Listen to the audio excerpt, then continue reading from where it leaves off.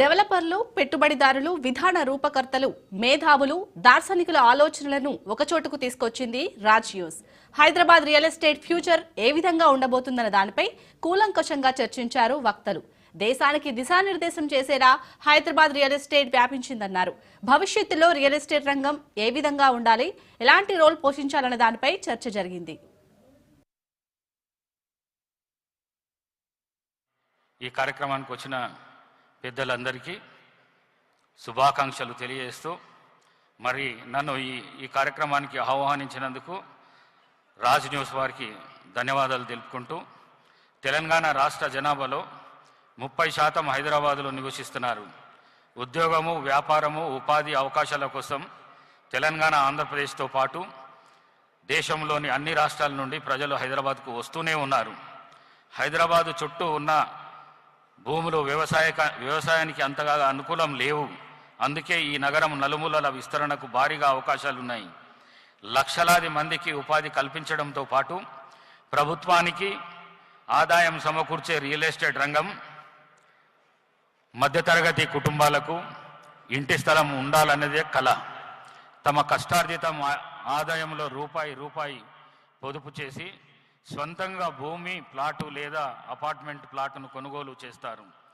America వెళ్ళాలనుకున్న వారు కూడా మొదట హైదరాబాదులో ఇల్లో, ప్లాటో కొనుక్కుంటారు. హైదరాబాద్ నగరము అభివృద్ధికి నలుమూలల నుండి నేటి ముఖ్యమంత్రుల వరకు అందరూ కృషి చేశారు. అభివృద్ధి నవాబుల నుండి నేటి ముఖ్యమంత్రులు అందరూ ఈ హైదరాబాద్ నగరానికి కృషి చేశారు. అందుకే ఈ నగరం ఇంతగా అభివృద్ధి చెందింది. మాజీ ముఖ్యమంత్రి స్వర్గీయ వైఎస్ రాజశేఖర రెడ్డి గారి హయంలో హైదరాబాద్లో అత్యంత వేగంగా అభివృద్ధి చెందింది. ఔటర్ రింగ్ రోడ్డు కానీ, శంషాబాద్ విమానాశ్రయం కానీ, మరి అదేవిధంగా మెట్రో నిర్మాణానికి సర్వేలు కానీ చేయించడంలో అభివృద్ధి శివారు ప్రాంతాల వరకు విస్తరించింది. ఇప్పుడున్న తెలంగాణ ముఖ్యమంత్రి శ్రీ రేవంత్ రెడ్డి గారి 4th city regional ring road, శివారు ప్రాంతాల వరకు మెట్రో విస్తరణ, షామీర్పేట, మేడ్చల్ వైపు ఎలివేటెడ్ కారిడార్స్ హైదరాబాద్ నగరాన్ని నలుమూలల సమానంగా అభివృద్ధి చెందే విధంగా ప్రణాళికలు అమలు చేస్తున్నారు. రియల్ ఎస్టేట్ వ్యాపారం కాదు, ప్రజల సొంత ఇంటి కళని నిజం చేసేది కూడా. నూతన ప్రాంతాలు, కాలనీలో అంతర్గత రోడ్లు, మంచినీటి సరఫరా, డ్రైనేజ్ వ్యవస్థ, విద్యుత్, టెలికమ్యూనికేషన్స్ వంటివి ఉంటేనే ప్రజలు కొనుగోలు చేయడానికి, నివసించడానికి ఆసక్తి చూపుతారు. గత కొంతకాలంగా ఎగువ మధ్యతరగతి ఉన్నత వర్గాల వారు సిటీ శివారాల్లో ఉండడానికి ఇష్టపడుతున్నారు. విల్లాలు కానీ, ఫామ్ ల్యాండ్లు కానీ కల్చర్ చాలా పెరిగింది.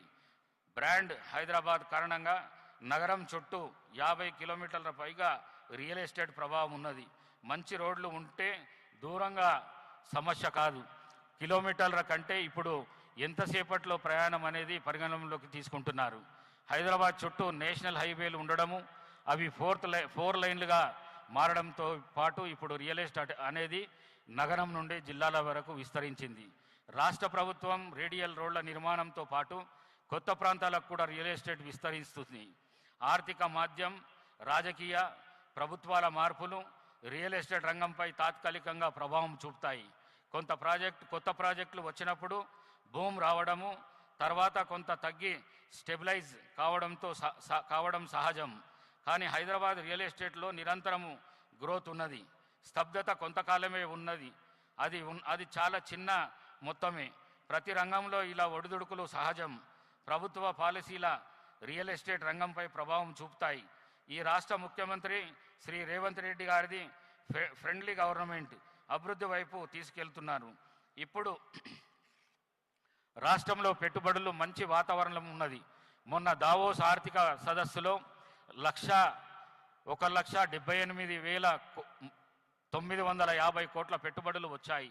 మంచి వాతావరణం ఉంటేనే అంత భారీగా వస్తాయి. హైడ్రా ఏర్పాటు తర్వాత నగర రియల్ ఎస్టేట్ నగరంలో మంచి మార్పు వచ్చింది. ప్రజలు అన్ని వివరాలు కనుక్కొని ప్లాట్లను కొనుగోలు చేస్తున్నారు. నిజాయితీగా వ్యాపారం చేసే రియల్ ఎస్టేట్ వ్యాపారులు సంతోషంగా ఉన్నారు. ఇది మంచి పరిణామము. ముఖ్యమంత్రి గారిని అందరూ అభినందించాలి. మూసీ పునర్జీవనము, సుందరీకరణము పర్యాటన రంగంలో పెరిగి అది రియల్ ఎస్టేట్ రంగానికి పాజిటివ్గా ఉంటుంది. హైదరాబాద్ మనందరిది, అందరి నగరము, అవకాశాల నగరము. హైదరాబాద్ నగరం ఎప్పుడు అభివృద్ధి చెందుతూనే ఉంటుంది. ప్రపంచంలో జనాభా పెరుగుతుంది, కానీ భూమి పెరగదు. అందుకే భూమికి విలువ, రియల్ ఎస్టేట్ రంగంలో అవకాశాలు ఎప్పుడూ ఉంటాయి. వాటిని అందిపుచ్చుకుంటే లాభాలు ఉంటాయి. మీకు ప్రభుత్వ సహకారం ఎప్పుడూ ఉంటుంది. ఇలాంటి సమ్మెట్ల ద్వారా ప్రజలకు అవగాహన కల్పించడంలో ఎక్కడ పెట్టుబడులు పెట్టొచ్చో వారికి కూడా అవగాహన కలుగుతుంది. ఇలాంటి మంచి కార్యక్రమాన్ని ఏర్పాటు చేసిన రాజ్ టీవీ యాజమాన్యం చైర్మన్ శ్రీమతి లక్ష్మీ రావు గారిని అభినందిస్తున్నారు. మరి అదేవిధంగా భూభారతి విషయంలో ఇప్పటికే ప్రభుత్వ ప్రిన్సిపల్ సెక్రటరీ గారు వచ్చి అన్ని వివరాలు చాలా పెద్ద ఎత్తున మీకు చెప్పడం కూడా జరిగింది. మరి అన్ని విధాల రియల్ ఎస్టేట్ రంగం మీకు అందరికీ తెలుసు, కొంత స్తబ్దతగా ఉన్నది. కొంతవరకే ఆ స్తబ్దత. రాష్ట్ర ముఖ్యమంత్రి రేవంత్ రెడ్డి గారు చాలా ప్రయత్నం చేస్తున్నాడు. రియల్ ఎస్టేట్ రంగాన్ని మళ్ళీ పాత రోజుల్లో తీసుకురావాలనే ఉద్దేశంతో ప్రయత్నం చేస్తున్నాడు. మీరు తప్పకుండా ఈ రియల్ ఎస్టేట్ రంగంలో ప్రతి ఒక్కరూ మీరు వెనుకకు పోకుండా మీ పెట్టుబడులను మళ్ళీ పాతకాలంలో ఏ విధంగా అయితే ముందుకు తీసుకెళ్ళినరో అదేవిధంగా మీ అందరినీ తీసుకెళ్లాలని కోరుకుంటూ ఈ అవకాశాన్ని కల్పించిన రాజ్ న్యూస్ వారికి మరొక్కసారి ధన్యవాదాలు తెలుపుకుంటూ సెలవు తీసుకుంటున్నాను. Thank you. Thank you sir. Sir మీరు వేదిక పైనే ఉండవలసిందిగా కోరుతున్నాము.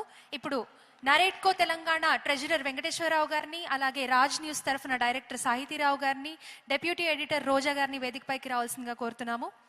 మీ అమూల్యమైన సమయాన్ని ఈ సమిట్కి కేటాయించి మాతో వచ్చి మీ వాల్యుబుల్ వర్డ్స్ మాతో పంచుకున్నందుకు thank you very much sir. Thank you.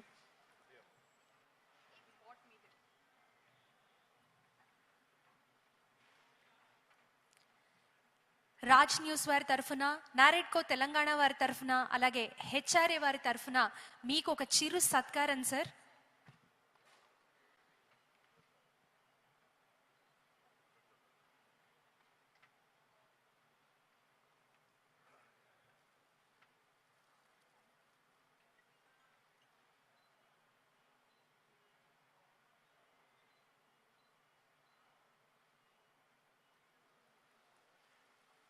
Thank you very much, sir, for your valuable presence and words.